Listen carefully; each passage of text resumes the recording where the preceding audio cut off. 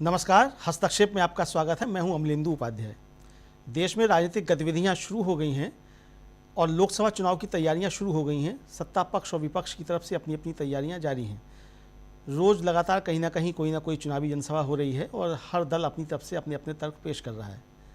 तो इस समय चुनावी माहौल क्या है और देश के अंदर किस तरीके की चुनावी गतिविधियाँ चल रही हैं, इसकी समीक्षा करने के लिए DV लाइव पर एक गंभीर परिचर्चा का आयोजन किया गया। उस परिचर्चा में मैंने भी हिस्सा लिया। परिचर्चा का संचालन किया DV लाइव के प्रधान संपादक राजीव रंजन श्रीवास्तव ने।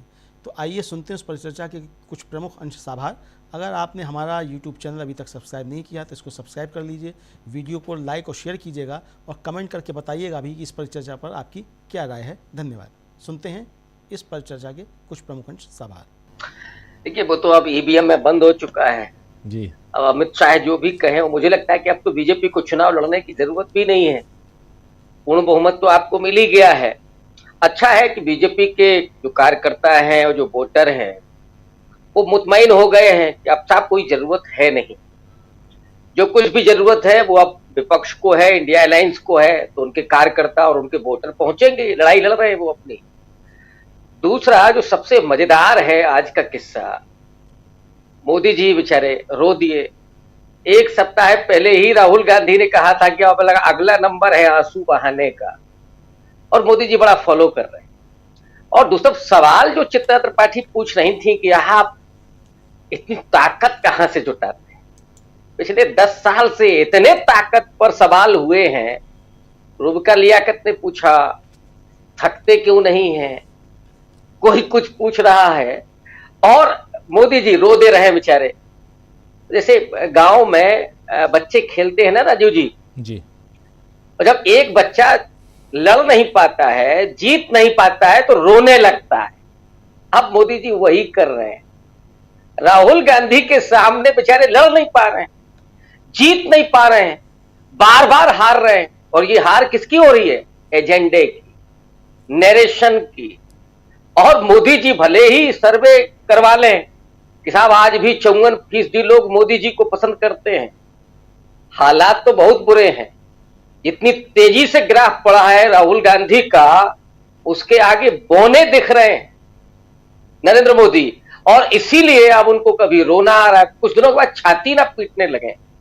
रोने पीटने की बात होती है ना, मुहावरा जो है ना, तो हो सकता है कि अगले किसी सभा में छाती पीट रहे हो रो रो करके।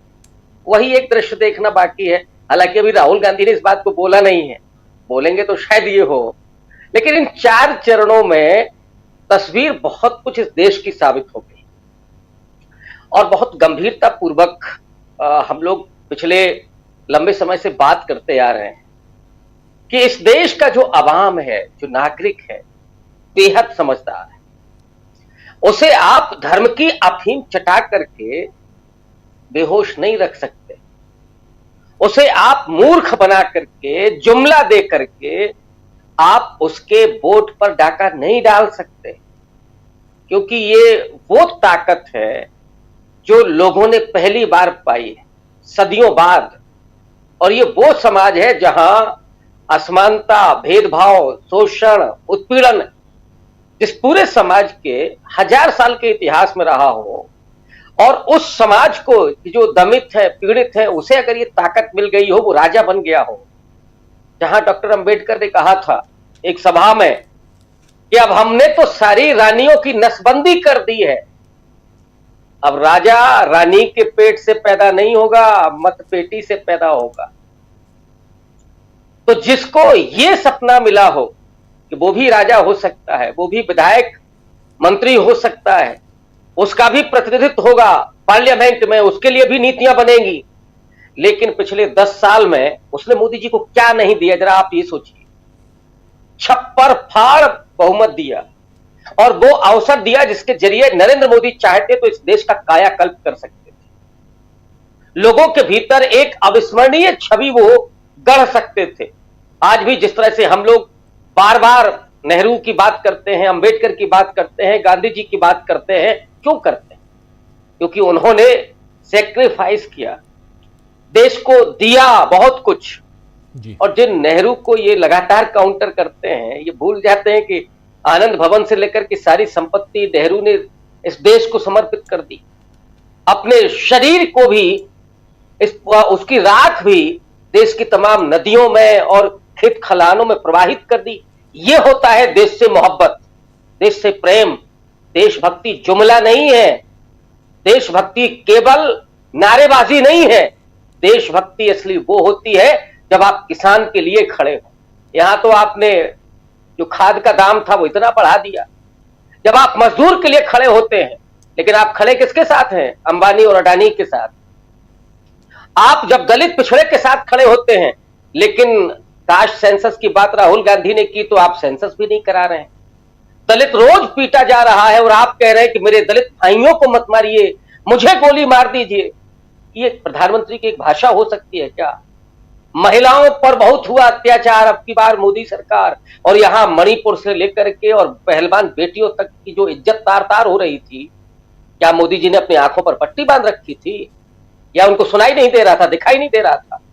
इस देश ने देखा, वो शर्मसार हुआ कि एक ऐसी हुकूमत जिसको अपनी बेटियों की परवाह नहीं, जिसको अपने लोगों की परवाह नहीं, जिसे दो लोगों की परवाह है, अंबानी और अडानी की पूरी दुनिया का चक्कर काटना है, जो 18 करोड़ की गाड़ी में चलता है, जो अपने को फकीर कहता है, दिन में 4 बार सूट बदलता है, वो कहता है कि मैं देश के लिए पैदा हुआ हूं, देश के लिए कर रहा हूं, लोगों के लिए कर रहा हूं। अरे साहब, असली तो वो है जो सत्ता में पैदा हुआ, जो चांदी की नहीं सोने की चम्मच लेकर के पैदा हुआ जी। लेकिन आज वो सत्ता के लिए नहीं, समता के लिए, वो न्याय के लिए और देश में बंधुता स्थापित करने के लिए, जिस पर सबसे ज्यादा जोर डॉक्टर अंबेडकर ने दिया था। और इसलिए मैं कहता हूं कि राहुल गांधी में संघर्ष के मामले में गांधी दिखाई पड़ते हैं, समाजवादी मूल्यों धर्मनिरपेक्षता के मामले में नेहरू दिखाई पड़ते हैं, और सामाजिक न्याय के उसूलों के सामने राहुल गांधी में डॉक्टर अंबेडकर दिखाई पड़ता है। तो ये वो व्यक्ति है जो आज दलितों के लिए उनका अपना नायक, सामाजिक न्याय का अपना आइकॉन दिखाई पड़ रहा है। और यही वजह है कि राहुल गांधी के सामने आज नरेंद्र मोदी पौने साबित हो रहे हैं। और ये जो रुदन है वो इसी वजह से है क्योंकि इन 4 चरणों में भारतीय जनता पार्टी इतनी बुरी तरीके से पीछे जा चुकी है कि अब वो किसी भी कीमत पर इन 3 चरणों में वो एक सम्मानजनक स्थिति में भी नहीं पहुंच रही है। 200 का आंकड़ा भी नहीं छूने जा रही है बीजेपी। ये रुदन इसलिए है राजीव जी।